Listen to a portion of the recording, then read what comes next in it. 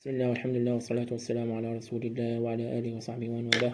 أهلا بكم أخواني في الحلقة 65 من شرح أحاديث عن النبي محمد صلى الله عليه وسلم من تخريج الإمامين بخاري ومسلم رحمهم الله تعالى.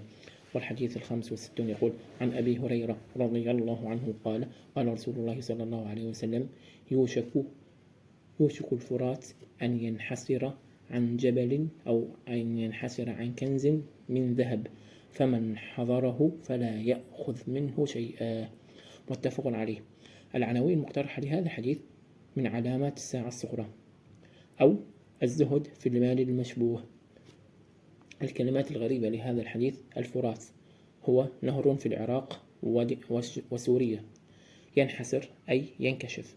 أبرز القيم لهذا الحديث: قيمة التعفف من المال المشبوه، قيمة الثقة واليقين بما أخبر به النبي صلى الله عليه وسلم من نبوءات، قيمة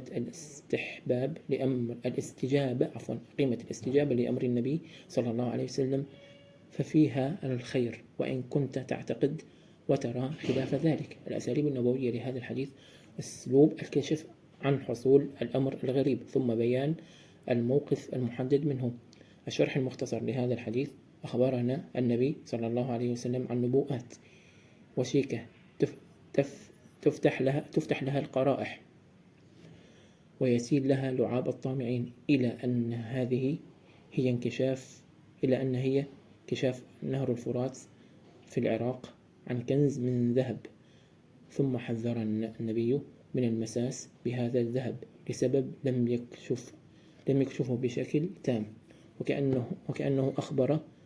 وكأنه هو اختبار لإرادة أمته صلى الله عليه وسلم، ولربما يكون هذا الذهب مسروقا، أو لربما يتسبب في مهلكة ومقتل عظيمة.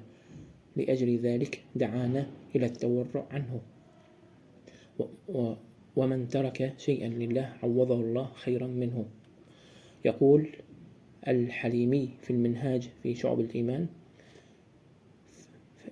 فيشبه فيه أن يكون هذا الزمان الذي أخبر النبي عنه أن المال يفيض فيه فلا يقبله أحد، وذلك في زمان عيسى عليه السلام. ولعل سبب هذا الفيض العظيم ذلك